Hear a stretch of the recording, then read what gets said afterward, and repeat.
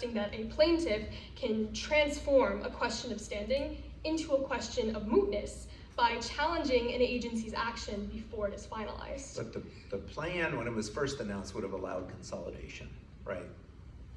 The department had determined before. Sorry, was that the state of affairs when this case was filed?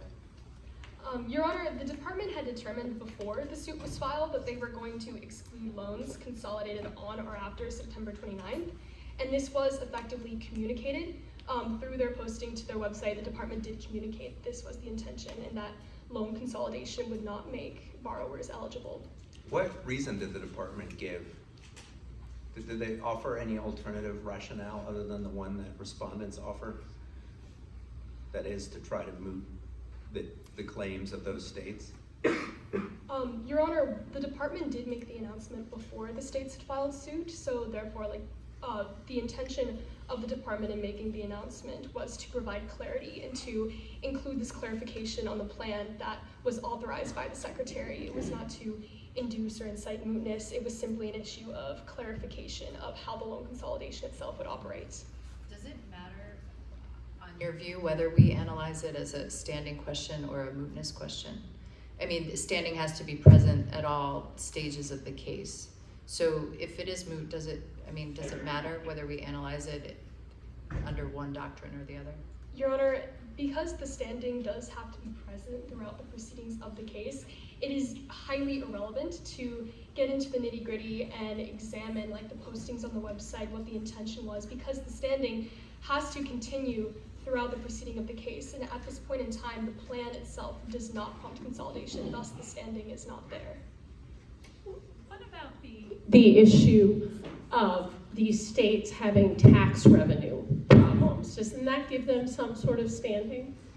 Many of the states, Your Honor, have asserted that the actions undertaken by the Secretary are harming a portion of their tax revenues that they're getting from these student loan payments. However, it is the state's own choice to decide to follow this federal tax definition of gross income. So the states are making the conscious decision within their sovereignty to create their own tax law and to create their own tax code.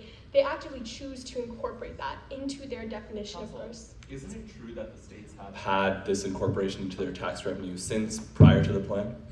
The time frame is irrelevant. Either way, it is still a self-inflicted harm by the states to choose to incorporate that. The states are free to depart from the federal definition. Given that it is such a small part of the tax revenue, doesn't the decision from Wyoming v. Oklahoma apply here, in that it gives them standing as long as it's directing a very specific part of their tax revenue and tax policy? Your Honor, if you look at the precedent of Wyoming, that was a tax policy that specifically targeted a state, and it was a tax policy that specifically targeted a portion of that state's tax revenue and of their income. And this is a broad federal policy that has an incidental effect on broad state tax revenues. Thus, this specificity of the Wyoming precedent does not apply here because it is such a broad and incidental effect. But counsel,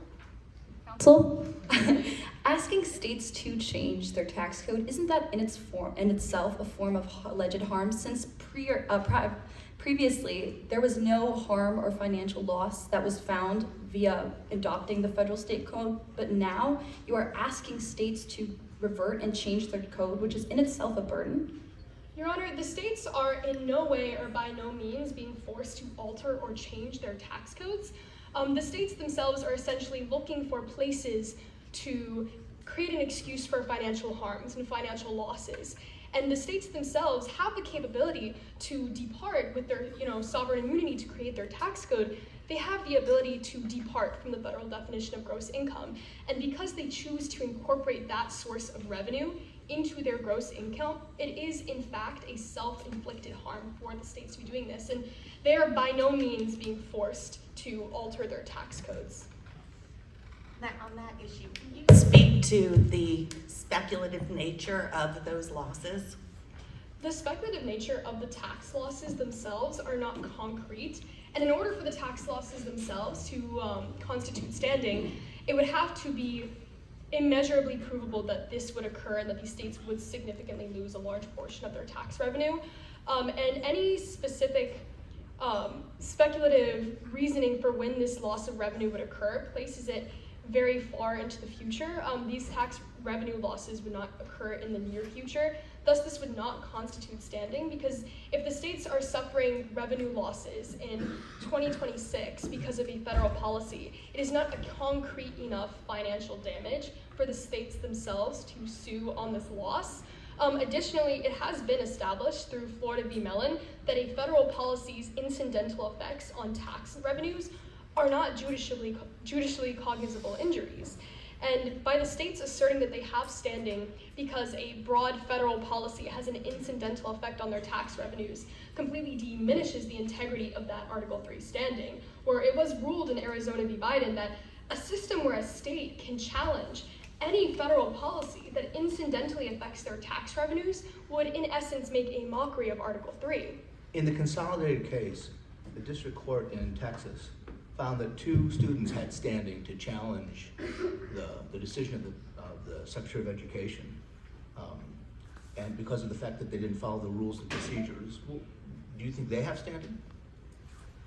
Your Honor, the question on the court is whether or not these states themselves have standing. And the true relevant argument that boils down is to where the states have suffered financial losses. And right now, the central point that is being argued is that the states do not have these financial losses, and they do not have concrete enough financial losses to tie themselves to the ability to bring suit on this case. What is